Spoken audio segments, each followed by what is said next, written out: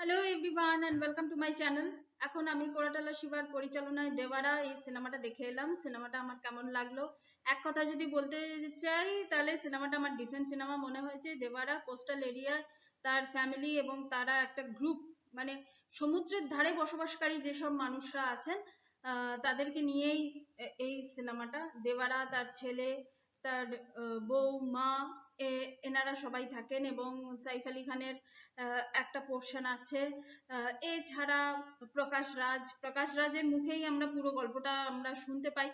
তো এই পুরো সিচুয়েশন নিয়ে হচ্ছে দেবারা এবং সেখানকার কোস্টাল এরিয়াতে, মানে সমুদ্রের ধারে ওই যে অবৈধ বা অবৈধ কথাটা ঠিক, ইল্লিগাল ওয়েতে সব জিনিসপত্র আদান প্রদান করা, সেখানে কিছু অ্যাকশন হওয়া, সেখানে যারা কোস্টাল এরিয়া যারা পাহারা দেয় প্রশাসনের লোকেরা, তাদের সঙ্গে এদের মানে দেওয়ারা এবং তাদের গ্রুপ, আমি ধরে নিচ্ছি তারা মৎস্যজীবী, সমুদ্রের ধারে আছে, তারা মৎস্যজীবী। তো এই মৎস্যজীবীদের এক ধরনের টাসেল। এছাড়া দেওয়ারা মানে এবং তার সঙ্গে আরো 3টে গ্রাম, সেই গ্রামের লোকেদের মধ্যে একটা রিচুয়ালস আছে বা কালচার আছে, সেটা নিয়ে, অস্ত্র নিয়ে, ওয়েপন নিয়ে একটা কালচার আছে, সেই কালচারটা নিয়ে নিজেদের মধ্যে দ্বন্দ্ব, যে কার কাছে সেই জিনিসটা যাবে সেটা নিয়ে দ্বন্দ্ব। তো এই সমস্ত জিনিস নিয়ে হচ্ছে দেওয়ারা। যদি দেওয়ারাতে বলি, সব দেওয়ারার আগে নেগেটিভটা বলে নিই। প্রথম কথা হচ্ছে লেন্থটা বড় আমার মনে হয়েছে সেকেন্ড হাফে।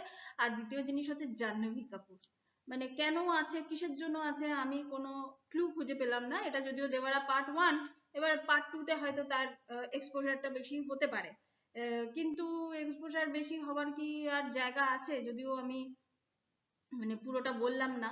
তো যাই হোক, মানে জাহ্নবীকে কেন নেওয়া হয়েছে সেটা আমি ঠিক বুঝতে পারলাম না। এরকম ধরনের সিনেমা, এরকম প্রজেক্টে জাহ্নবী কাজ করলো কেন আমি বুঝলাম না, এটাই হচ্ছে ব্যাপার।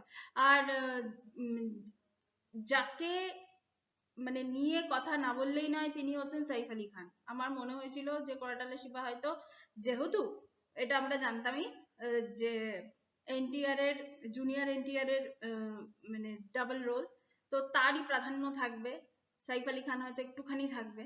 কিন্তু না, সাইফ আলী খানকে কিন্তু শুরু থেকে দেখানো হয়েছে এবং সমান স্পেস দেওয়া হয়েছে, মানে বাবা এবং ছেলের সঙ্গে সাইফ আলী খানের কে মানে ভালোভাবে যত্ন করে ক্যারেক্টারটা লেখা হয়েছে। এবং মানে কি বলবো, যে তার মেক ওভার যেটা, মানে বাবা অ্যাকচুয়ালি তো সে বাবার বন্ধু ছিল, মানে জুনিয়র এনটিআর এর দেবারার বন্ধু ছিল সে, সেই সময় তার মেকআপ এবং তার ছেলের সময় তার মেকআপ, মানে সিনেমার সেকেন্ড হাফে দুটো কিন্তু যত্ন নিয়েই কিন্তু করা হয়েছে। যে তার বয়স হয়ে গেছে, এইসব জিনিসগুলো কিন্তু ঠিকঠাক ভাবেই এখানে দেখানো হয়েছে।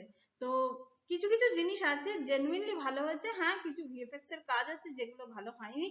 যে টুইস্টটা দিতে গেছিল, মানে ঠিকঠাক টুইস্টই আমার মনে হয়েছে। স্বাভাবিক ব্যাপার এইগুলো। দেখুন, একটা কোনো ঘটনা ঘটছে, সেখান থেকে ভয়ের উদ্রেক করা হচ্ছে, সৃষ্টি হচ্ছে ভয়, ভয় সৃষ্টি হচ্ছে, এবং সেই ভয়ের সৃষ্টি করতে গিয়ে একটা কিংবদন্তি একটা ক্যারেক্টারকে জন্ম দেওয়া, দেওয়ারা চরিত্রটাকে এখানে কিংবদন্তি হিসেবে দেখানো হয়েছে।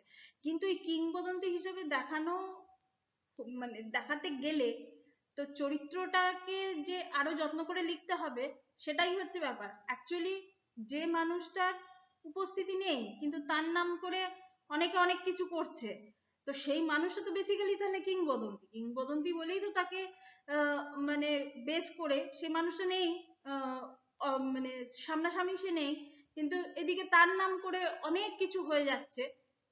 তো সেই জায়গার বিল্ড আপ গুলো কিন্তু ভালো করে এখানে কিন্তু দেওয়া হয়নি। তো এই জায়গাগুলো কিছু ল্যাক করে। এছাড়া আদার্স যে যে জিনিসগুলো আছে ঠিকঠাক।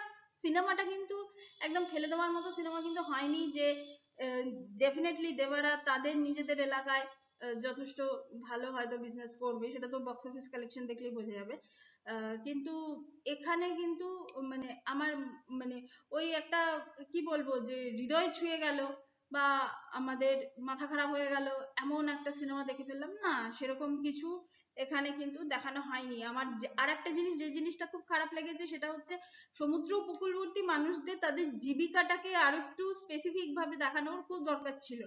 তারা কি করছে, মানে তারা যে এই যে চারটে যে গ্রাম, তাদের অ্যাকচুয়ালি জীবিকাটা কি, এইগুলো কিন্তু ইন ডিটেলে কিন্তু দেখানোটা খুব দরকার ছিল। তো এটাই ছিল আমার রিয়াকশন। আমার কাছে এটা একটা one time decent watch cinema মনে হয়েছে। আপনারা চাইলে নিকটবর্তী থিয়েটারে গিয়ে আপনারা এই সিনেমাটা দেখতেই পারেন। Thank you so much. That's all. Please keep watching and please subscribe my channel. Till then, goodbye.